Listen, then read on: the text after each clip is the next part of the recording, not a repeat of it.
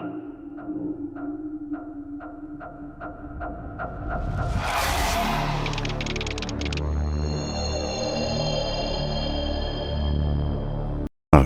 and welcome, my name is Nordwand and we need to talk about the legacy trailer for Jagged Alliance 3. You already saw the iconic intro for Jagged Alliance 2 and it always gives me goosebumps.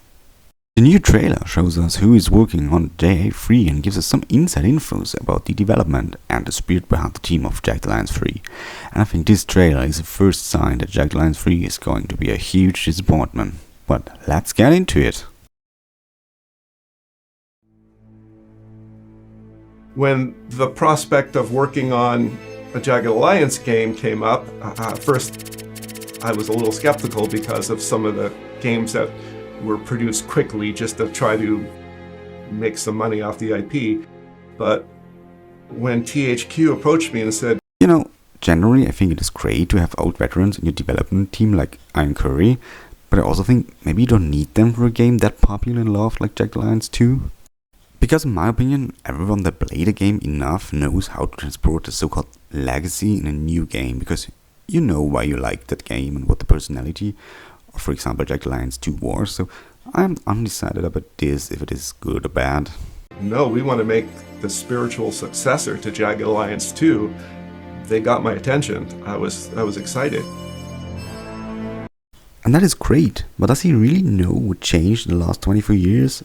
JA2 came out in 1999, and does he really know what spiritual successor means for this game in particular? The hopes and dreams that the JA2 fanbase has. And this actually gives me goosebumps, because it really feels like Jagged Alliance, and even looks like it. Having Ian on the team is quite amazing. He joined us originally as a writer, but he's also the father figure for the Jagged Alliance series.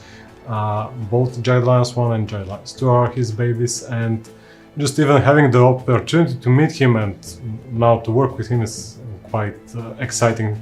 So I got started in video games in the late 80s when PCs became available to everybody and people started making games with graphics. And as soon as I saw graphics, I got hooked.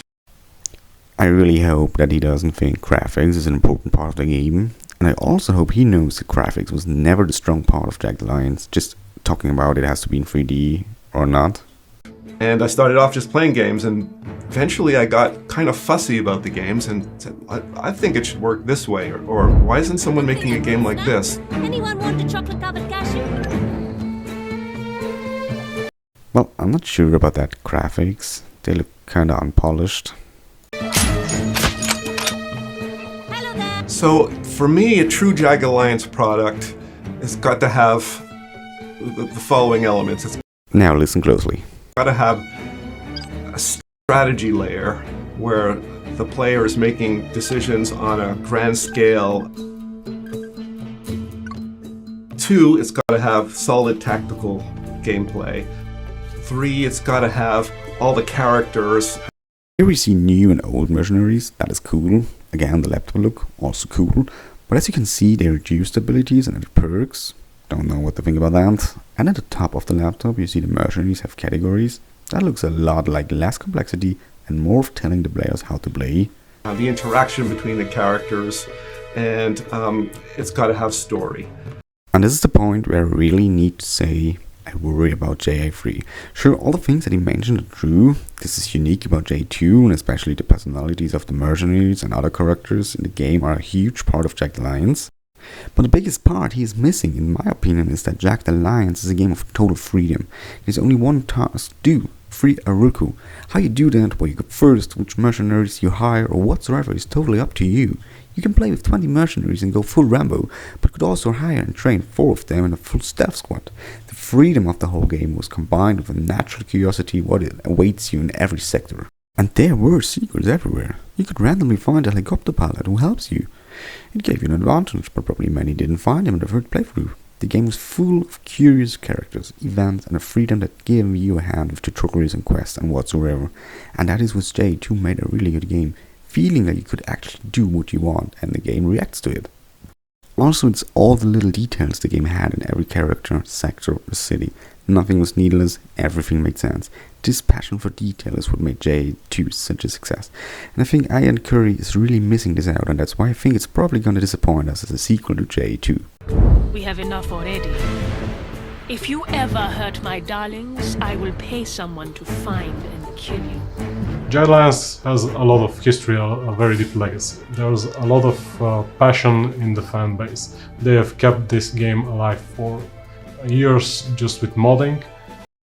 Yeah, because there was no game that came close to JA2, that's why. And if you look at the mods, you actually know what the fanbase wants. And they know this game by heart. It's a game that has a huge following 20 plus years from the latest installment, like from the second part, and it's still alive up until this day, so it has something unique in it. Yeah, but do you actually know what that is? I think that we are up to the task, and we're gonna bring those three main pillars and those really important things to this third installment. So not pointing the fans and getting the right stuff in is very important. Should stop again. Graphics are really bad for a 2023 game. Does anyone remember Silenced Room? In my memory it looked kinda the same. I know it didn't, but in my memory, without gaining any of the charm of J2. And I would have wished for a 2-day J2 in 2023. And this is where I have the even more kind of sus feeling. Did you really know what J2 was about? So working with Hamimon has been a lot of fun. You guys know for which game Hamimon Games is famous for? It's a Tropico series, 3 to 5, and Surviving Mars. Those are good games, decent at least I would say, but not brilliant. I'm unsure why at one point Hamimon Games is not working with Calypso Media anymore, but also why THQ Nordic didn't give J3 to Mimi Games. They made great Desperados 3 and Shadow Tactics, games that are actually the same genre. This looks kind of weird to me when they talk about spiritual successor and the legacy of Jagged Alliance. Because, first of all, they're very funny people. They've got really quirky senses of humor.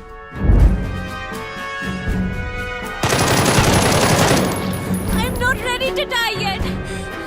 I still haven't won the approval of my parents. I hope that's not the kind of humor they mean. I really hope it's not. But they're very serious. And then, of course, there's Buyen, who's one of the lead designers on the game. And he's a really, really interesting guy because he's a Jagged Alliance fan. He knows games well. He is a seasoned game designer. Played Jagged Alliance, the series from the inception. I am from that generation, actually. We got those back in the day here in Bulgaria from pirated bootleg CDs. When I found it in the early 2000s, I haven't stopped playing it ever since then. I usually do a playthrough of Jagged Alliance 2 every year, and it's one of my all-time favorites. I love the night setting here. Looks great, and I hope you can go full stealth again.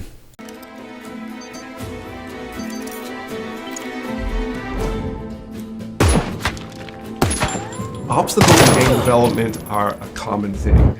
It's how you overcome them that's important. And a lot of that comes down to having the right people on the team. People who understand what the game is all about with the heart and Short reminder what Ainkery said about the true Jagged Alliance and what it's made of. soul of it is. And working with Hamimon has been great because they are all huge fans of the series. They get it. Having the creator of Jagged Alliance in the series helps us bounce different ideas from him, and he will instantly know if that's something that fits into the Jagged Alliance universe. As I said, I'm not sure about that, and maybe all the new ideas they have that probably made a decent game, maybe Ian Curry is interfering with them, and because of what he said earlier, and this game is not going to be a good successor, maybe a good game, but not a good successor of Jagged Alliance 2. And the style of Jagged Alliance. Every person who's played and is passionate about the last game, well, this looks interesting. Don't fuck it up. So, no pressure. Maybe you don't have to change much about J2, just give it a good reboot without changing style and add quality of life adjustments. That would be a great game. And actually that's what the fanbase wants, I guess. No pressure. It really is very ambitious project and something that I could look back and say that was one of the things I wish I could have done with Jagged Alliance 2. Well, we're getting to do it with Jagged Alliance 3, which is fantastic. Well, that's it. As you heard, I'm not a huge fan of the new trailer, and I already think that it shows that this is not going to please the fanbase. But what do you think about the new Jagged Alliance? Do you think it's going to be a good successor? Let me know in the comments. Hope you liked the video, and gonna see you next time.